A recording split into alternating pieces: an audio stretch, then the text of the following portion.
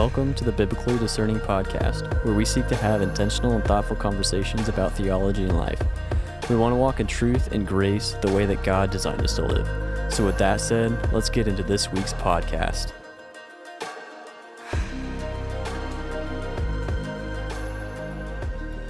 Welcome back to another week at the Biblically Discerning Something podcast. Who knows if it'll change. I recorded this week with Justin and Sean, and we talked about Orthodoxy and Catholic different beliefs.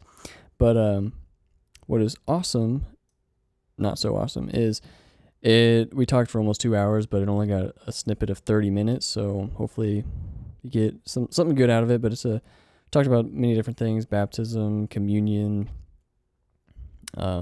ranging of different beliefs within the Orthodox view and Catholic view. So I pray that this helps you in your walk of faith.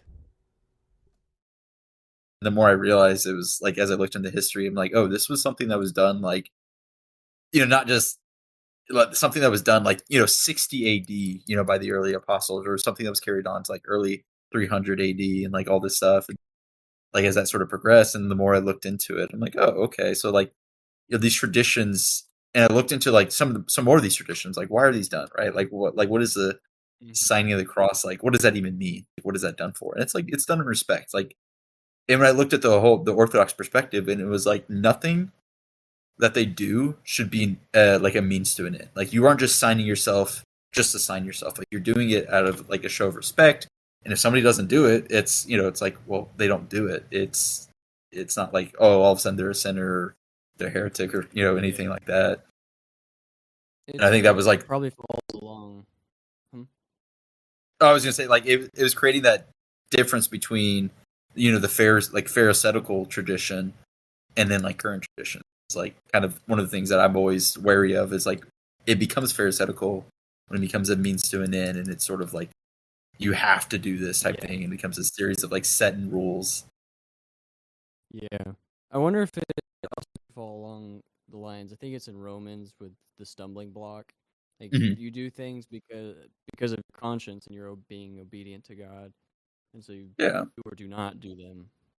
So because ultimately, a lot of the traditions I've seen, that's its whole point is to kind of, I'm going to say blinders, but in the way it sets you on this spiritual path, and it's kind of becomes this ascetic traditions where the more you pray, the more you're saying Lord have mercy, Lord have mercy.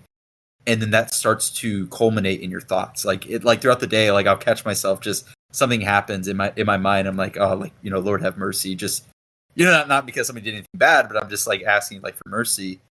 And it's the more you kind of do these things, the more it becomes a habit. And that was kind of the whole point of fasting and praying, and you become less distracted in praying. So those, I guess you can see as tradition. It's there's, you fast.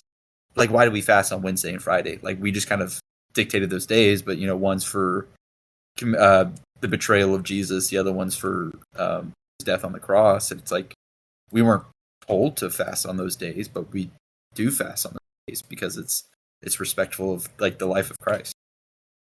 So it's those Wednesday and Friday, and then before you take communion, because they're the first thing that enters your body. I guess technically I don't have to fast on Sunday because I can't take communion. But the first thing that enters your body should be Christ on Sunday. Yeah, and you have to fast for an hour before taking communion. Oh, ours is 6. I think it was 6 or 8 hours or something like that. Basically, anything after bedtime the day before. But it's it's all done in respect. Now, usually they'll ask and before you take communion, they'll say if you haven't confessed your sins yet, and you haven't been if you haven't fasted, it's we would like for you to abstain.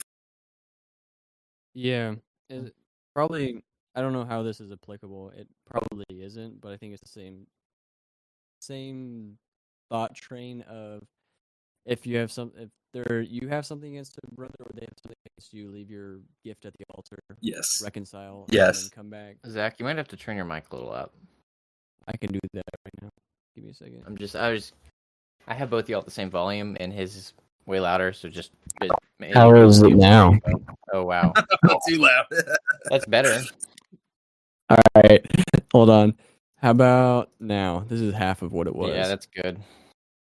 Good. a lot Okay. better, Yeah, I yeah. turned it. It was from 15 to 60 dB. So, blasted your ears. It's like, I can see how that follows, though. Good things to do, but not required. yes. I think it's important to emphasize that it's not required, because I think that's what either is misleading or people on the outside think that all these things are required because of the way it is done over and over and over, and you have to do it, or you Yes. have to go to confession or something. Yeah. Like, So and, like if you go to breaking that wall confession, you down. like you say, What like, you know. Oh, sorry. No, I Who's missed talking? that part of the question. What Zach said? Can you repeat it? It wasn't really a question. It was just important to break that wall down of requirements, and it's just something we do out of, or y'all do out of reverence. I can tell you what's a requirement. life's- You can, like, if you're in a state of moral sin, Yeah. you can't take, for Yeah. instance, communion. You have to go to confession. It is the body and blood of Christ. Now, But we got on the topic, John, because we were talking about Oh, like I'm sorry. the more he was looking at like the church history and stuff, he was kind of like Mhm. reconciling. It's like, oh, they're like tradition had like a place. It's not all bad. And I was explaining like, yeah, like with the Orthodox Church, there's the good tradition, like traditions that come out of the willingness to set ourselves on like this more obedient life, and then there's traditions that are just created purely as a means to an end, basically, and they have like no reason. Or you think their reason is to save you when it's not. It's Christ alone that saves you, and that's something that at least the priest I have talked to and like the catechism teacher has like constantly emphasized. Like when we say this saves you, it is Christ alone that saves you. This is merely a tool that is used by Him. Like in I know in the epistle, like with Paul, when Paul talks about it's like sharing the gospel, like you saved them by sharing the gospel. It's not me that's saving them. It's not you that's saving them. It's Christ saving them. But you and the gospel are merely a tool. God using you through it. What's interesting, I know it might be different since you're coming from the Orthodox, and so Sean might be able to talk more about this. But in the history book that I'm reading, it does talk a lot about these things are required in order to be saved, like communion and baptism. Stuff like that. There's generally like things that are ordinarily required, but God can still save outside of those means. Yeah. That's probably the best way I can put it. Like- Like if you're denying baptism and you claim to be a Christian, that's a little confusing. If you're also denying would agree. to take communion and you're claiming to be a Christian, that's also a little confusing. I don't know. That's Don't give it to me! No, please stop! like Yeah, I don't feel like today. It's- Yeah, because so it's a command from God to do these things.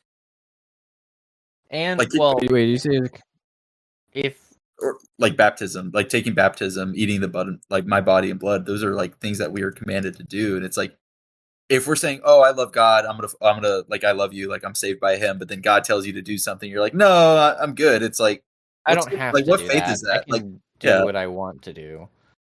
it's like, I no, guess thanks, it's- God, I'm is good. communion a requirement, though? It's Baptism, I would things aren't. There's not a line. That's my best way to put it. Like you should be taking communion. Better way. It Is it- is as a often mean as you when I- do it. Yeah.